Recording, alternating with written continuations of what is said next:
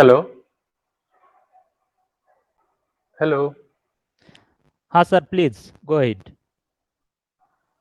Okay, good evening to all. I'm Dr. Chandramani, Assistant Professor in English from VSCCT Sambalpur, Odisha. I welcome you all. It's my great privilege to be part of this international e-conference. Firstly, I would like to thank the organizers for giving me this opportunity and inviting me as a chairperson to preside over this session. There is group number 13. Before starting the session, I want to brief the delegates about the conference guidelines. First, each delegate will get 10 minutes for paper presentation. Second, the paper should be precise. That is, uh, the presenter should summarize the gist of their papers. Third, if any of the presenters is unavailable, unavailable for presentation, we will proceed to the next presenter, and we will have the Q&A session after completion of paper presentation. I believe that all will cooperate with us for the smooth conduct of the conference. Best of luck to everyone. I would like to start with the first presentation, and that is Rajat Subra Mandal. His paper is on Is Culture Vulture, M Other, Nature and Child Pollution. So it's over to Rajat. Am I both audible and visible, sir? Yes, sir. Thank you, Kamalanka sir. Thank you, Chandramani sir, for letting me present my paper, and thank you, organizers. It's a very good evening from my side, and my paper I have titled my paper Is Culture Vulture, Mother, Nature, and Child Pollution. I know that e-conference is actually based on environment and pollution and ecology, deep ecology and everything. We have talked about air pollution, we do talk about water pollution, but I think I won't be talking about all those pollutions. I think I will be talking about a third kind of pollution, that is child pollution. So without wasting much time, let's head across to my paper itself. I would start my paper with a quotation from John Milton from Paradise Lost. Did I request thee, Maker, from my clay to mold me man? Did I solicit thee from darkness to promote me?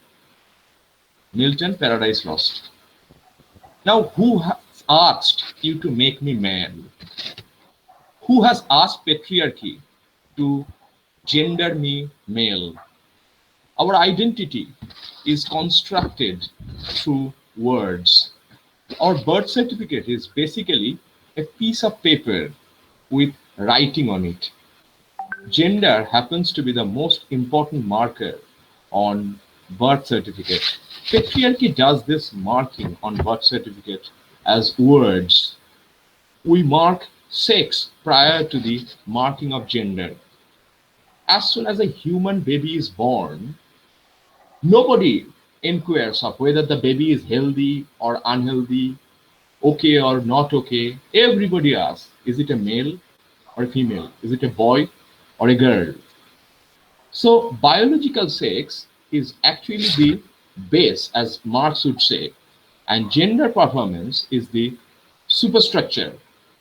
Biological sex is the foundational fable, a myth.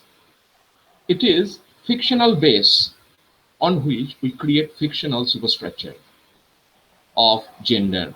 Both sex and gender are equally fictional, and there is absolutely no difference between sex and gender. Sex is as much social construct as gender has been. So sex, gender, and desire are part of that grand narrative that patriarchy is and has been. Patriarchy works through branding mechanism. When I say branding mechanism, I mean the way we brand kettles. So our body is branded with gender. and gender is branded by patriarchy at the time of our birth. If one tries to tinker with this brand, patriarchy is upset, sometimes angry.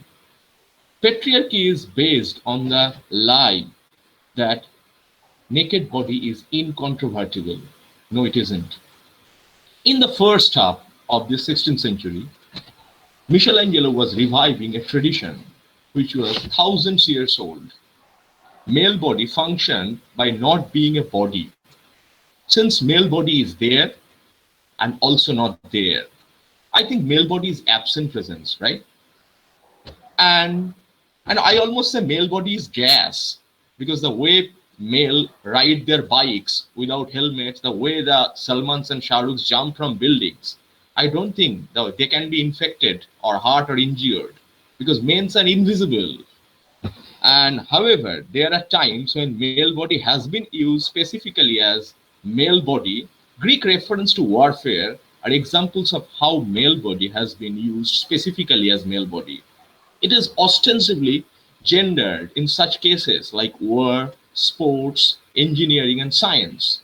The historiography of science being gendered masculine, and arts and humanities being gendered feminine, unfortunately. And unfortunately, again, this kind of patriarchal binarization continues even 21st century. When it comes to the defense of the nation, as we are seeing, we are defending against China, then the male body becomes ostensibly strangely visible. So, however, what does not become is that male body is never objectified. Even when male body is brought into existence, male body still remains disembodied. Body is not valuable as body itself. Body, actually the thing is that body is considered valuable as a reflection of mind. It refers back to the Latin phrase mens sana in corpore sano. A healthy mind lives in a healthy body. Male body existed in Greek society not as a body, but as embodiment of the mind. Mind is represented in the body. This kind of representation was revived. In fact, this rubric of representation went into hiding for centuries. With the inception of Catholic Christianity, there is certain kind of inculcation of fear, shame, horror, repulsion with the human body. Let's use the word corpophobia then. It's a fear of body. And Christianity put body into hiding. When Michelangelo painted nudity on the Sistine Chapel ceiling, Pope intervened and ordered to hide the genitalia. Patriarchy regulates and disciplines not only just the female body, but also the male body as well. Is the nude body not the best example of the work of God? And that's why I think religion is incredibly patriarchal and spirituality is queer. Donald Trump refused to wear COVID-19 mask because the use of protective equipment does bring the body into existence. An alpha male doesn't like to bring the body into existence. If one protects his body, one simply admits that his body exists, but patriarchy would never allow male body to exist. Now, ironically, when man protects his body, man loses masculinity. A lot of men resist wearing helmets during bike rides because it emasculates them. And there is an equivocation with regard to the male body, in that male body is both existing and not existing at once within heteropatriarchy and heteronormativity. We have heard of air pollution, water pollution, and so on. But my paper tonight deconstructs child pollution in post-Enlightenment era. As factories were being built, industrial urbanization was in need of workers, and plenty of them as well. With a long line of people willing to work at a low wage, employers could set wages as low as they wanted. and factories were not the best places to work. The only light present was the sunlight that came through the windows of those tunnels, of those chimneys. And between the 17 in the years, historical studies indicate the line that between 1700 to 1750, in the years preceding the Industrial Revolution, the population of Britain stayed relatively stagnant and grew very, very little. Now, some estimates suggest that between 1750 to 1850, the population in England more than doubled.